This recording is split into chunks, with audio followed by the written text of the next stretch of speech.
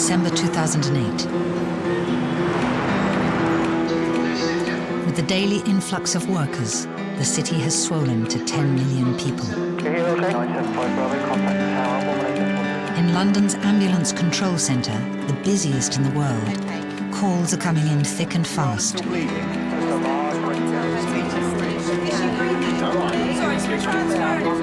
In the corner sits a single paramedic. Is he conscious? His job, to scan thousands of calls looking for the most critical. At 3:38, he spots one. In the city's northwest, a child has run into the path of a 4x4 vehicle. His life now hangs in the balance. But from a porter cabin on a hospital roof, help is on its way. If there's a serious car accident, a fall from height, a stabbing, or a shooting, the capital has a trauma team on constant alert. London's Air Ambulance. Call sign, Medic 1.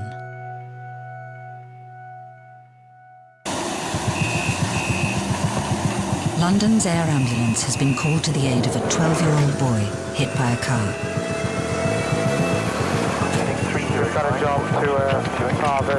With suspected head injuries, he needs specialist treatment on scene quickly.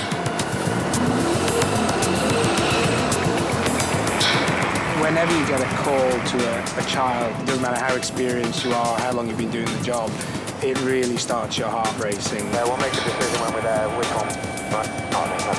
Unlike a ground ambulance, Medic 1 takes a specially trained paramedic and a trauma doctor to the scene. They can anaesthetize and even operate before reaching hospital. We've got some blues coming through down there. Oh, yeah, that's good, yeah. The co-pilot spots blue lights. A ground ambulance crew is battling to keep the boy alive. There is nowhere. They need to find a landing site as close as possible and as rapidly as possible. Guys, we've got 7 o'clock now. Yeah. Just the other side of what looks like a swimming pool. There's a building with lots of scaffolding around it. Oh yeah. It's a particularly built-up area. The best they can find is a sports field, but it's half a mile from the scene. The team have to find their way on foot.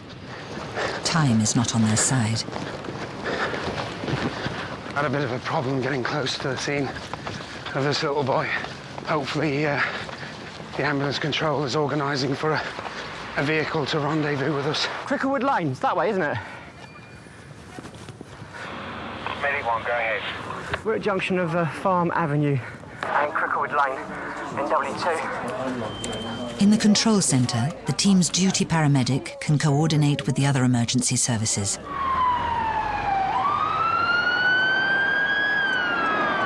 Having alerted the police to their whereabouts, a squad car comes to their aid. Thank you, guys. It is rare to do a child knocked down compared to adults. The fact that it's rarer adds a degree of anxiety. This is Gareth is leading today. Hi, Gareth. Who we got here? A 12-year-old gentleman who's been struck by a car, that one up there. Okay. You could see from the outset he was a very, very sick child.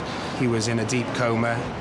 He'd had a significant blow to the head, and you could see that his face and head was bloodied through bruising and wounds. But the thing that concerned me most was that his breathing was very, very poor and grunting.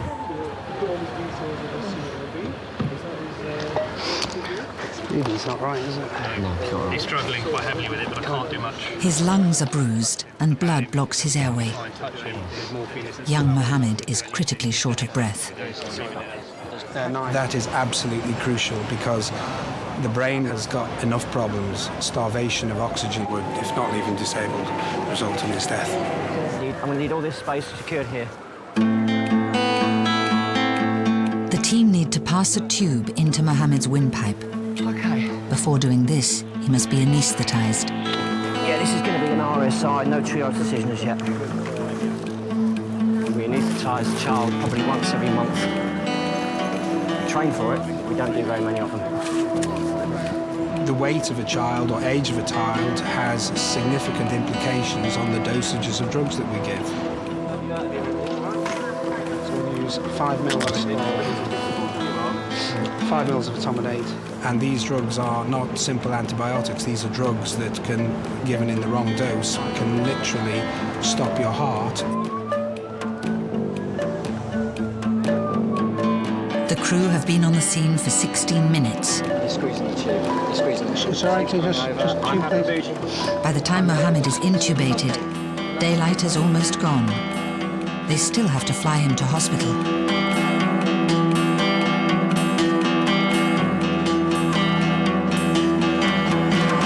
It was imperative to put the tube down and control his breathing, and after the tube was put down, we literally had to put suction catheters down that tube, deep down into his lungs, and suck out the blood. And all of that blood was coming from the bruised, damaged lungs that had occurred when the car hit his chest.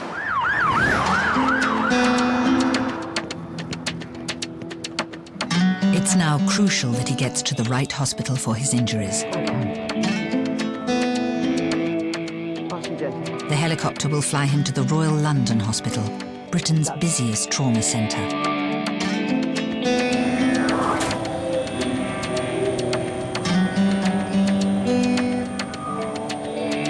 The air ambulance is a small operation. A single duty doctor and a paramedic on call for 10 million people.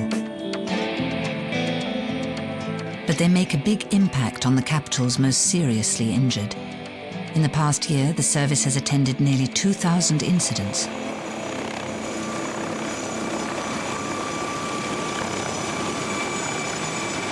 An hour after arriving on scene, Mohammed is handed over to the hospital.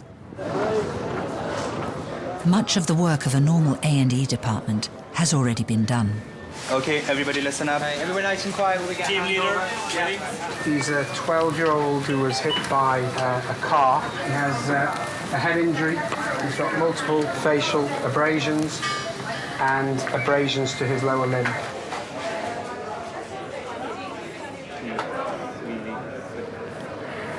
This X-ray shows that this side of the chest is effectively normal, but there's much whiteout on this side, which is either damage to the lung itself or he's actually bled into that side of the chest, and there's just free blood in that side of the chest. So, I mean, that's not good.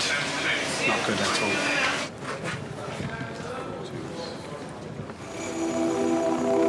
This is the helicopter's last flight of the day. But the work of the team goes on. The helicopter isn't allowed to land in built-up areas at night, so a car is used. A fast car.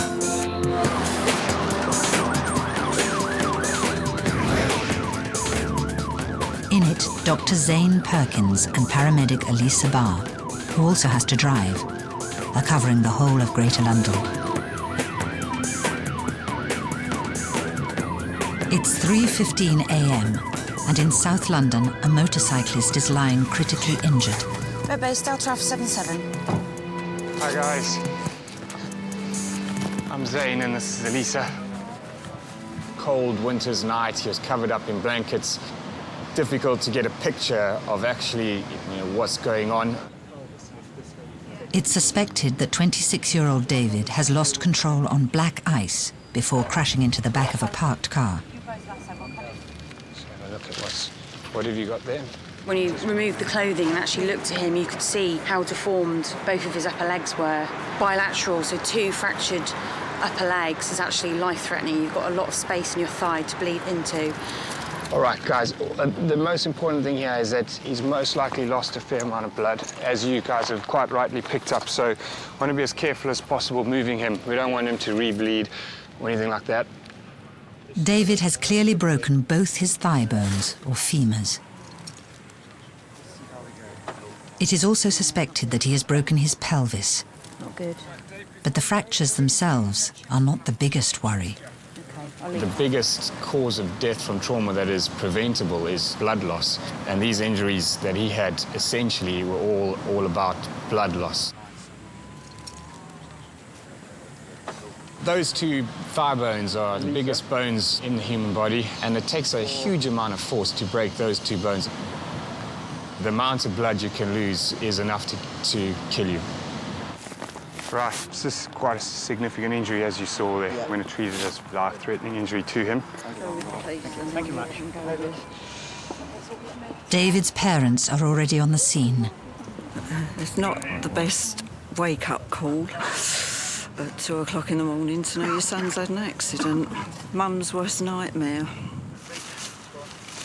David is a very cautious driver, a very sensible driver, and he knows how to avoid most situations. But I think in this instance, it was something which was outside of his control. Take some deep breaths in for me. Brilliant, excellent. The blood loss has to be stopped.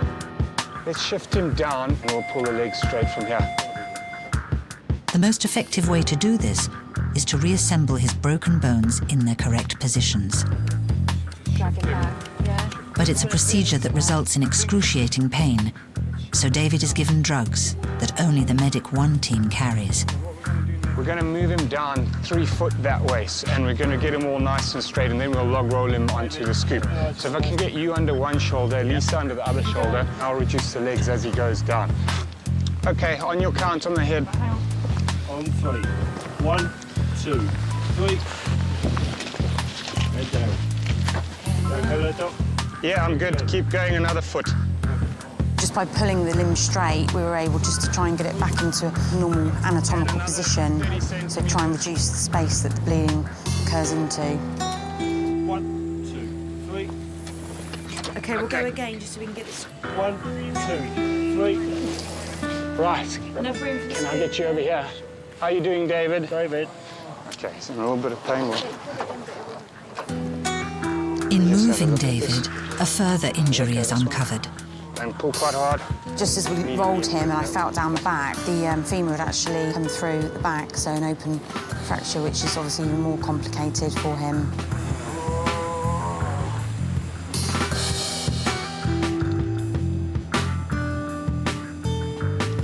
Okay, fantastic. I think you can let go of that now. Thank you.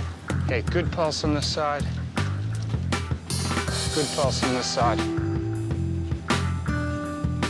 David is intubated, chemically paralysed and on life support, before the 15-minute journey to the Royal London Hospital.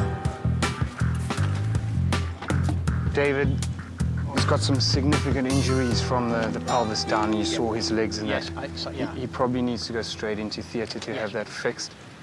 But, well, you've seen the state he's in. I don't think he shouldn't get any worse, and we're going to just treat him for the worst-case scenario. Yes, Mum, and I just needed to hear that. That's Okay. all. His blood loss is so worrying that a code red has been requested. This means that a large amount of blood will be ready when they arrive. He will need 18 units transfused over 24 hours, equivalent to the whole of his circulating blood, replaced twice over. A CT scan will reveal that he also has a lacerated spleen and bruised bowels. He will need immediate surgery to remove the damaged and dead tissue and to begin the process of repairing his bones. His stay in hospital will be a long one. Cheers, bye. But without the intervention on scene, he may not have survived at all. Okay, everybody listen up. Guys, this is David. He's 23 years old. He's a motorcyclist. He rode into the back of a car. London's air ambulance is based in Whitechapel, East London, on the roof of the Royal London Hospital. In its 20-year history, the service has completed over 21,000 missions. The team played a crucial role at major incidents, from the Paddington rail crash and the Soho nail bombing, to the terrorist attacks on the 7th of July 2005.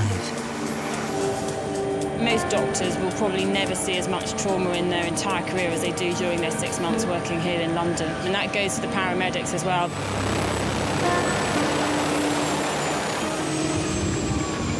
The doctors tend to be fairly senior in their career progression, And I think they're people who really want a challenge. Most of the time they're confident in their hospital medicine, they're looking for something to push them a little bit more. Fine. The focal point of the staff room, the whiteboard, tells the story of the past few days' work.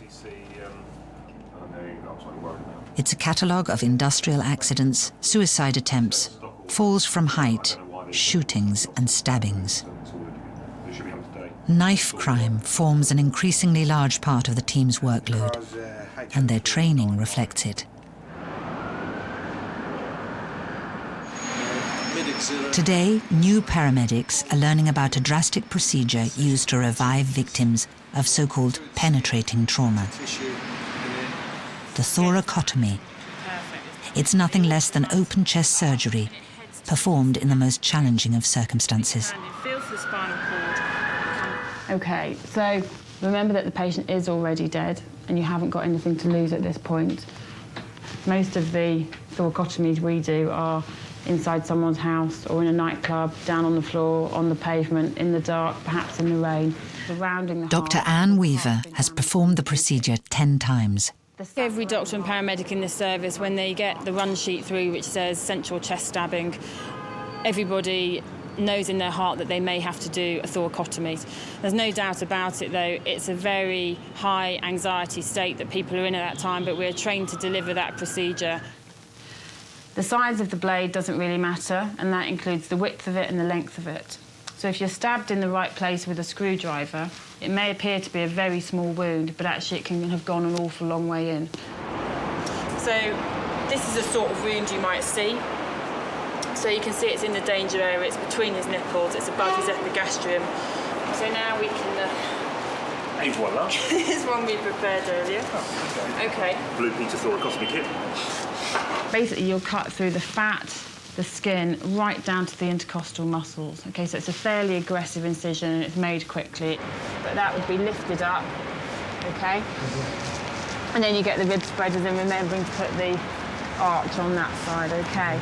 So what you will see is a lung on either side and the heart in the middle, okay? So then you deliver the heart out of this sac. You get your hand in flat behind the back, okay? Flat like that, and you're almost milking the heart, pushing with the heel of your hand, okay? Medic 1 has an 18% success rate with its roadside thoracotomies. There are over 20 people alive today who have been literally brought back from the dead by the service. Many of the doctors who have had survivors are actually doing the procedure for the very first time. And I think it's a credit to the training procedure here that people know that they feel they can do it. They've sort of hardwired it into their brain before they actually have to do it for real.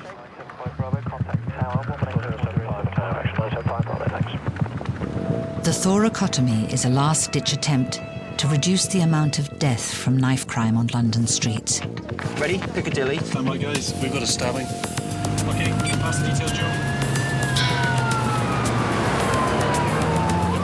In 2008, the team attended nearly 300 stabbings. Go ahead, mate.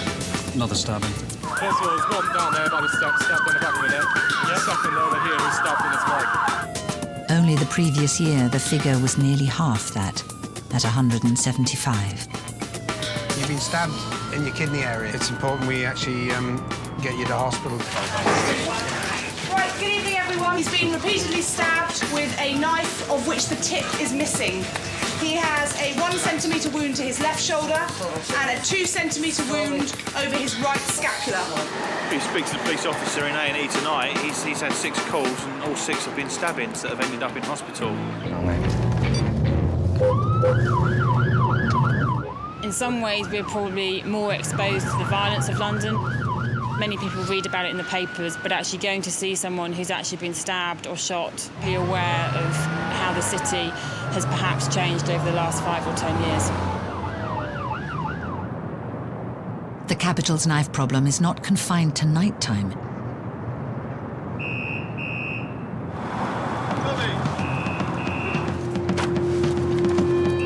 It's mid-afternoon. It's difficult trying to get this on with that. And Dr. Anna Dobby and paramedic Stephen Gosnell are donning stab vests. Whenever we go to a patient that's been stabbed or shot, we can be targets as well. So we always make sure that we put on stab vests before we go to one of those sort of scenes. A knife attack has been reported from a busy market area of South London. I've worked Central London for 20 years now, and one of the days where kids will have a punch up and there'll be, you know, a couple of kicks and a slap. Today, kids no older than 10, 11, 12 are walking around with kitchen knives and are quite prepared to stab another human being because someone looked at them in a funny way.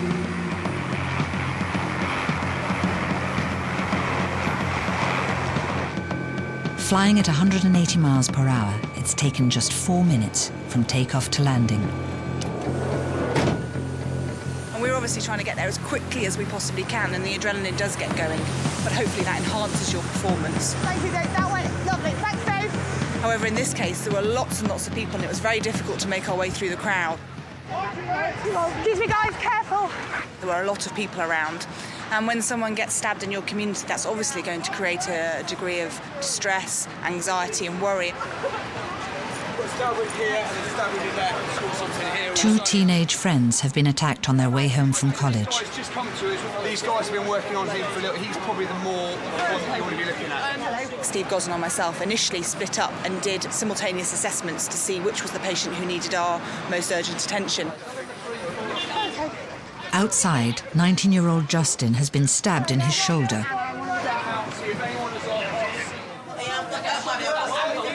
But inside a shop, his friend James is displaying more worrying wounds. Goz, are you happy with the other fella? Yeah, I think it's Has it? Has he got anything else? We realised quickly that James had a wound to his back, and that means that potentially he did have a wound to his heart or into his lungs. Did your breathing feel easier? People who have wounds into their heart aren't necessarily sick to begin with. They may look very, very well, and blood may be slowly accumulating in the tight sac that surrounds your heart.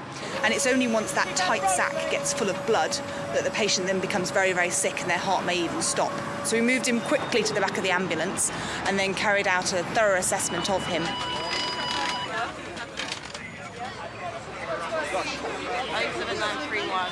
James, just listen to me for a second. Can you just sit forward while Goz just has a quick look at your back to make sure we're not missing any other wounds there? Yes, we got one wound here, Yep. and we got one wound to the left here. James had 3 injuries. He had one on the back on his left side, which is the same side of his heart. He had another one over his left shoulder, and then he had a wound to his left elbow as well. Hello, can I speak to one of the doctors or nurses, please?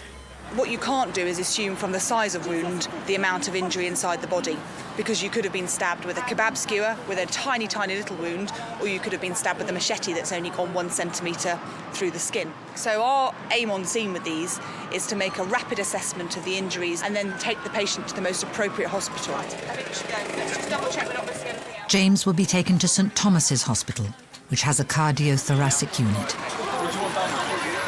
Having heard the news, his 12-year-old sister has turned up on the scene. Can I see him? Yes, he's really upset that you're crying, okay? You're looking after him. James, your sister was here. She's all right. OK, go and say hello to him, and then we're going to take him off to the hospital. Darling, he's going to be fine, yeah? Guys, let me know when you're ready. OK.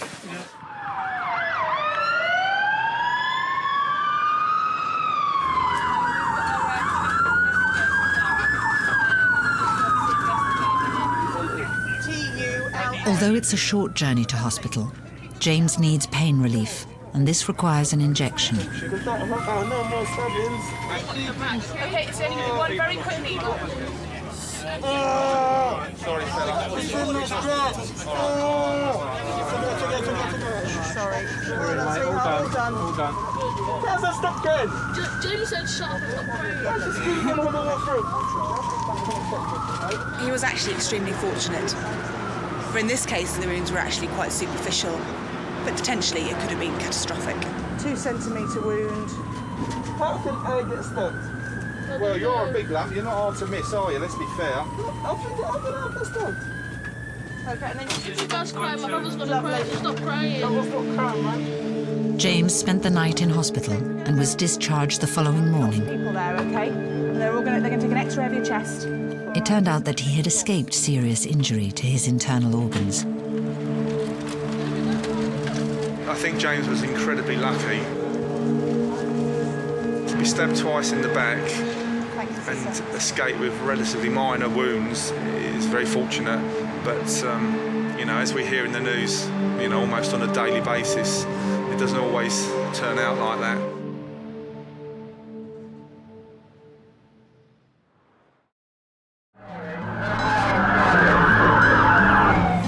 I want this to be some kind of insight as to what my life is like.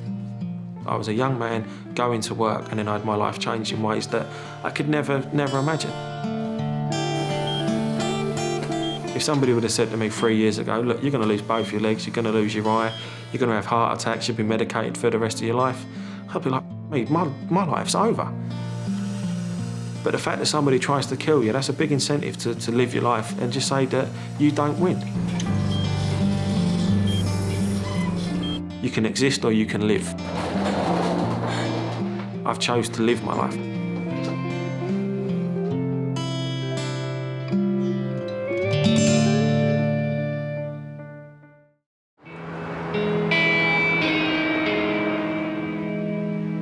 It's a week since 12-year-old Mohammed was airlifted to the Royal London Hospital following his collision with a car. As well as damage to his lungs, he had a ruptured liver and a pelvic fracture. After a few days of critical care, he's recuperating in the children's ward.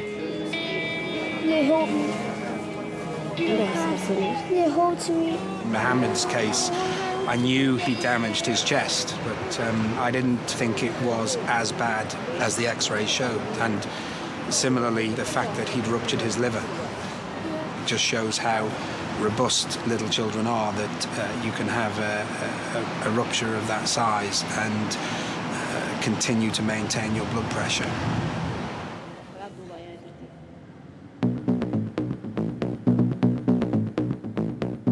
For the past year, a 24-hour service has operated at weekends. Homestead, good evening. When the ambulance service is flooded with alcohol-related calls, the task for the control room is to identify which of them are serious enough to call the team. It is like looking for that needle in a haystack. Some calls, someone's fallen down some stairs, but they've actually, traumatically injured themselves quite significantly, but it's not obvious. Other calls scream at you that they need extra help, people that have been struck by trains or buses or, fallen from great height.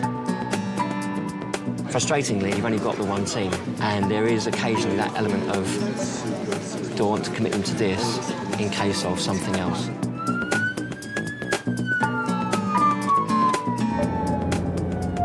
Yo, Ralph was there with 77. Best summer. Yep. Australian Dr. Neil Ballard is working the 12-hour Saturday night shift.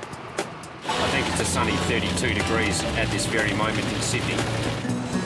Caesar's nightclub in Uxbridge beckons us. And I live a few hundred metres from Bondi Beach, and it'd be terrible there today. Absolutely shocking. Neil is one of many international doctors who have worked for the service. Oh, yeah, he got smacked with a bottle in the head. Just keep walking, Thankfully, these all-night shifts are only Friday and Saturday nights. There's booze, there's cars, there's knives. Put them all together and shake them up. A call has come in for Neil and paramedic Dick Chalkley. Woman versus bus. The location, Trafalgar Square. Hello, what's your name? Nina. Hello, Nina. My name's Neil. I'm a doctor with the ambulance service. What happened? I crossed the street. Yep. And I didn't see the bar. It's pretty smashed at the front, mate. The windscreen's caved in, in front of the driver. Lena stepped in front of a bus after a night out in the West End. It appears that she hit the windscreen with her shoulder. It's hair or... OK, fine. Where are you from? Colombia. Colombia. Well, my Spanish is terrible, so I won't try it. I know that agua caliente is hot water. OK, 1, 2, 3, roll. OK. I know, it's cold. My back is there. Your back's sore, now we're going to get another board under you. That's where it hurts, eh? Okay, we're just going to put something on to keep your neck straight, Lena, okay? This is really just a precaution because you don't get hit by a bus every day. Remarkably, Lena appears to have escaped serious injury, but she will still need to go to hospital for observation. Yeah, I'm just going to open your eyes, shine a torch in. Just got little bits of glass on your face too.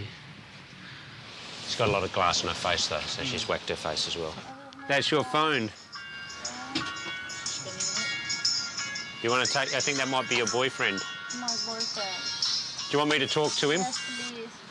My name's Neil, I'm a doctor with the ambulance service. Lena's okay, so she's been hit by a bus and it's knocked her down. Now, mate, can you listen to me and I'll explain, okay? We're taking her to St Thomas's Hospital. St Thomas's Hospital?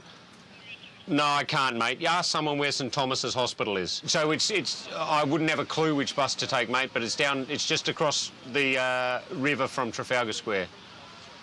Do you want to hear? I'll let her yell to you. So, okay, I'm sure you'd like to hear her voice. Sorry, Lena. There you go. Baby, just listen the doctor, please. You reckon that's on her shoulder? It's the right height for shoulder.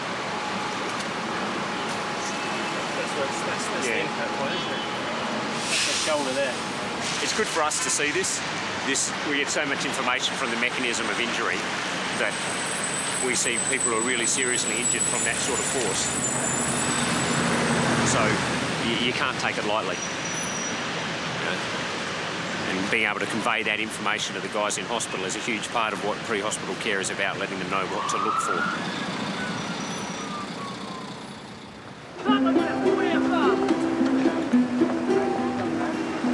It's mid-February. Despite being admitted before Christmas, motorcyclist David is still in hospital. Following a long day in surgery after his accident, he's had a further 7 trips to theatre with orthopaedic, plastics and trauma surgeons to manage his injuries.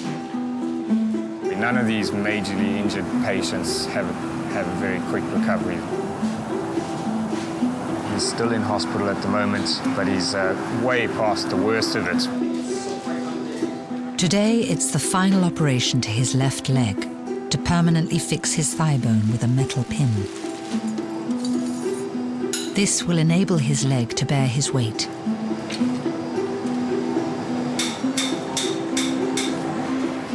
But after 2 months lying in a hospital bed, he will need intense physiotherapy over the coming weeks if he is ever to walk again.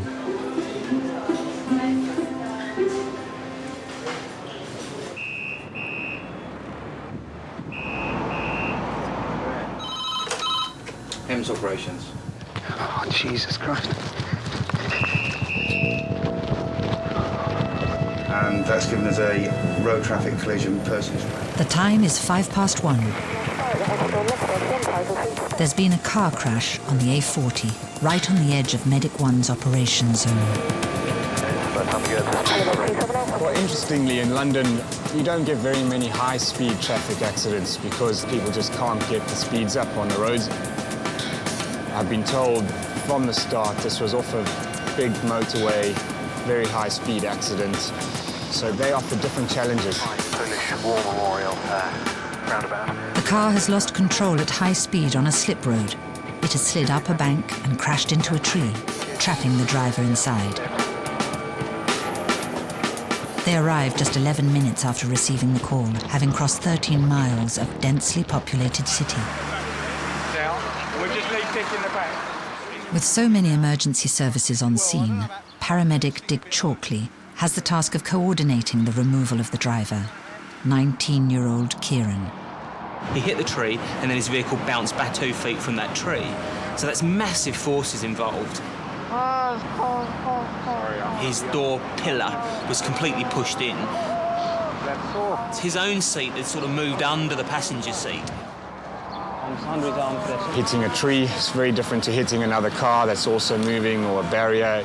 And he's come to a complete stop from 50 miles per hour plus to 0, which all indicates to me that he's been through a big impact and could be very seriously sick. Okay, let's give... The biggest worry is that Kieran has internal organ damage due to the massive force of the crash. Spinal damage is also a strong possibility. Kieran, mate, just working out how to get you out of your car, mate, without moving you too much, without causing too much more pain, okay? The medics have to balance the need for pain relief with the need to keep Kieran conscious. Right, Kieran, mate. Open your eyes, mate.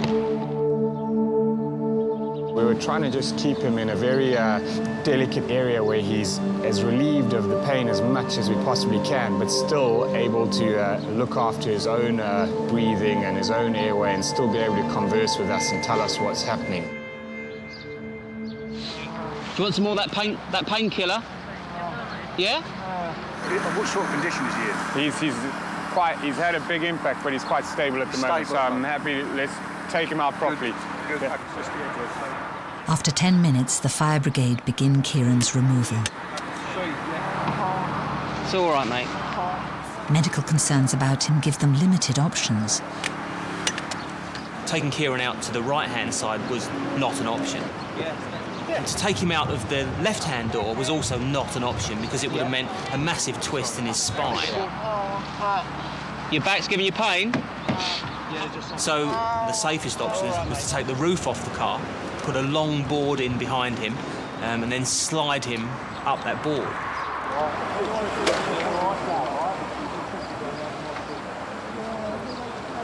Come under his arms. Okay. Under his arms there. So, do you want me to take his head from here? Yeah. There's going to be a little bit of movement behind you, Kieran, mate. Oh, you've got that board. Everyone ready? Ready, brace, slide. Well done. All right. Brilliant. Now. Remember, as flat as he can be, guys. He's on a very slippery board.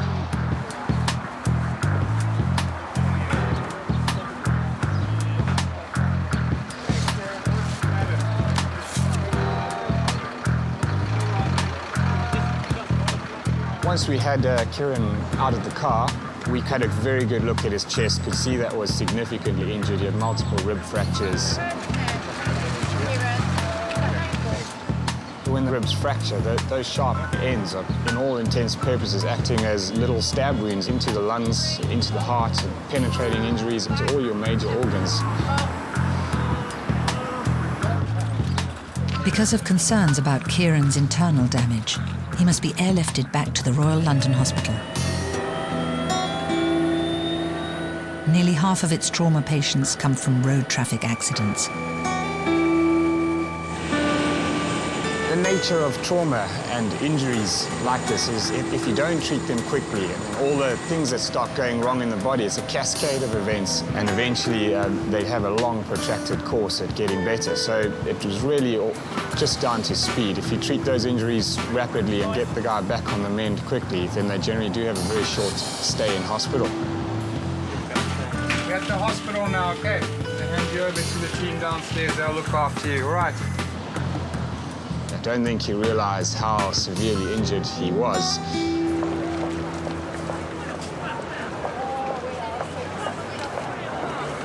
In hospital, Kieran was confirmed as having multiple rib fractures, a collapsed lung surrounded by air and blood, and an unusual injury causing air around his heart. 5 days after the accident, his lungs are still being drained of excess blood. I think I bumped into a tree. Next thing I know, I'm in here. It's obviously a good thing that I'm gonna go home soon, but it's when you go home, the reality kicks in. That everything's just gone. Like, they even cut out my clothes.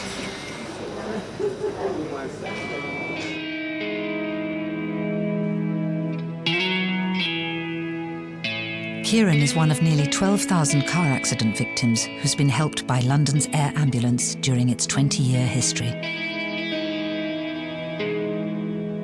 But despite its value to the capital, it has never been a core part of the National Health Service. The NHS provides staff and resources. Corporate sponsorship also helps. But nearly half of the funds needed to keep the service going come from charitable donations. Many are from grateful former patients. As a charity, we are vulnerable and we feel vulnerable. And it makes for a nervous time, particularly when the economy is weak. But we do our best to keep the profile of this sort of healthcare high and let people know that it really is important.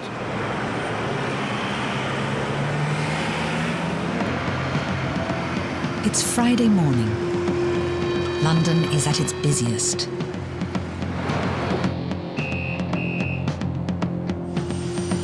A young woman has been hit by a double-decker bus on her way to work. She now lies trapped beneath it. If you're trapped underneath a big, heavy vehicle, the dispatcher will dispatch us immediately. Identify Easterly initially and... But another above altitude 1,000 feet, P3. She's gone under a bus. She's been pinned under a bus for 20, 25 minutes. The whole weight of the bus is on her chest. Okay. Happy for me to make the call to have a contact. You've got terrible, terrible thoughts running through your mind, obviously. The accident happened on Oxford Street. It has brought central London to a standstill. Really, anywhere in the real centre of London, the really built-up area, it gets very hard to find a spot to land a helicopter.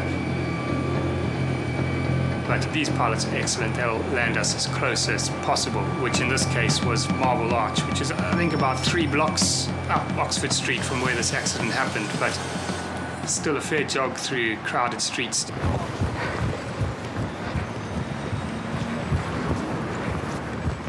At that time of day, you've got people rushing to work, you've got people out for the early morning shop, you've got tourists. Coming through! When we got there, to find her in the position that she actually was, lying on her back with her knees up to her chest almost, in a fetal position, was very unusual, and I've never seen anything like that whatsoever. I'm Steve, I'm from the air. How many inches do you think you'll get? We've got large airbags, we'll take out as much as you need. Okay, so she's pretty tight on there, but yeah, right. We need about that much space to get her. Okay. All right, carry on. The patient is Luella, a 31-year-old jewellery designer. The bus on top of her weighs 12 tons and is putting extreme pressure on her chest. It was very clear that she was in a critical state, mainly because the bus was pushing down on her legs into her chest, and she was really struggling to breathe. Jeff, 2 moles of ketamine to start, and that's... What about the guys? There's a few ton of red bus sitting on top of that lady. That needed to be lifted a good foot and a half for us to extricate her safely. Heads up! Ready? Matt! All right, carry on. Go. Carry on, keep on. Patients who have suffered sort of traumatic injuries can go downhill pretty quick, so it's just a case of speed is the buzzword at the moment. We just get her out on the bed and then we can assess her from there. Keep going. Shut off. Our colleagues in the fire brigade did themselves proud. They got the bus up very quickly and we were able to extricate her safely. 1, 2, 3. Okay. She was quite a petite lady, which was fortunate for her. Spinal board whip. Had it been a big lump like myself, I think we could have been looking at a different ending, perhaps. 1, 2, 3. Now she is clear of the bus, the doctor is able to give Luella a proper examination.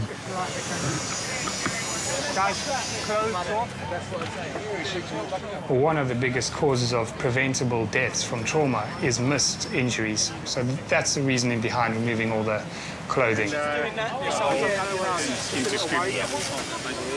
Take some deep breaths in and out for me. The pelvis was fractured, and it didn't look like that she had lost much blood from it. She looked quite stable from that point of view. Where does she work now? The only concern left then was head injury. Hello, right? There's clearly a big bullseye in the front of the bus windscreen, and she was quite slow in her reactions and slightly confused as to what was going on. We're going to take you to the London hospital, which specialises in this, and we're going to give you a lot. On top of her drowsy, semi-conscious state, Luella is showing worrying signs of traumatic asphyxiation. All right, I'm ready to start. Are you guys ready to start? Yeah. All right, we're going to give you the medication that's going to put you to sleep now, all right? 97, 110. It was a case of anaesthetising her, controlling her breathing for her, and triaging her back to the Royal London so that the trauma surgeons could assess it and do what needs to be done. I'd like to get going as soon as we can now.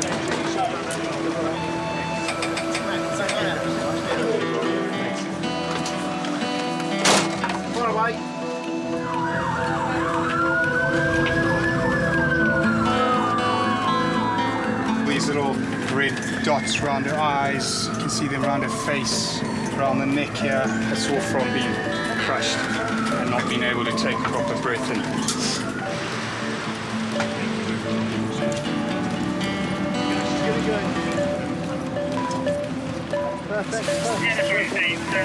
I've got a 31-year-old female. She's a pedestrian trapped under a bus. She was trapped for about 25 minutes.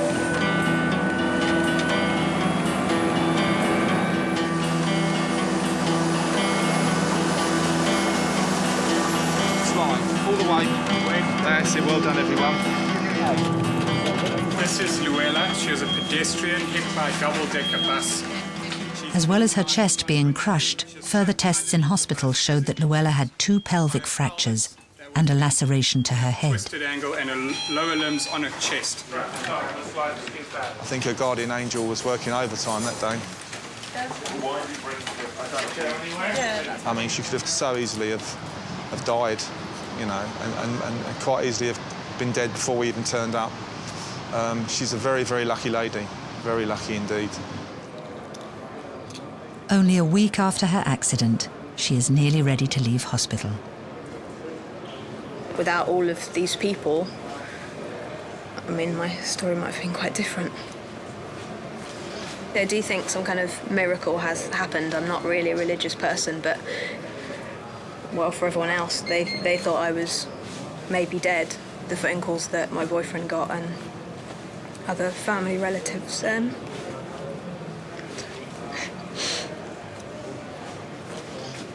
So it's just more the sort of pressure that I put on everybody else. Because for me, you know, I never felt like I was dying. I felt like I was fine and just needed the bus off me. But yeah, it's just more what you've put everyone else through and the bus driver. But, you know, obviously it makes you kind of think I've obviously been given another chance. But yeah, I'm just, you know, really grateful to everybody, basically.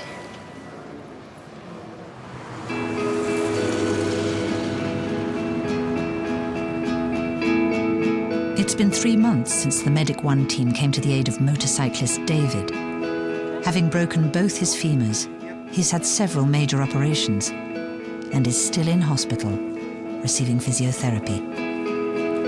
I've always said I want to get back out and walking or else. I'm doing well so far, I'm standing, and I'm working towards it, and it just comes down to walking out of here on crutches. If it wasn't for them, and the fact that they got to me as quickly as they did, and they did what they did, there's a very good chance I wouldn't be here talking to you now.